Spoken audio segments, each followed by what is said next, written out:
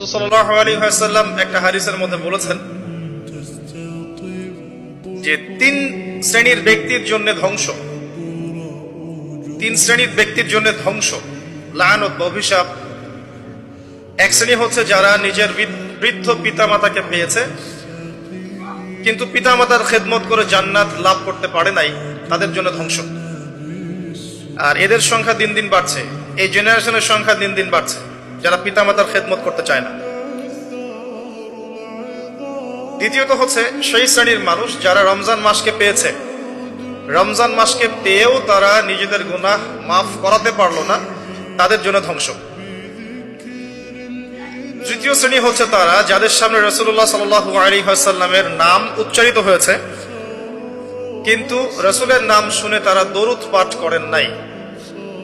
এই তিন শ্রেণীর ব্যক্তির জন্য রাসূলুল্লাহ সাল্লাল্লাহু আলাইহি ওয়াসাল্লাম ধ্বংসের দোয়া করেছেন।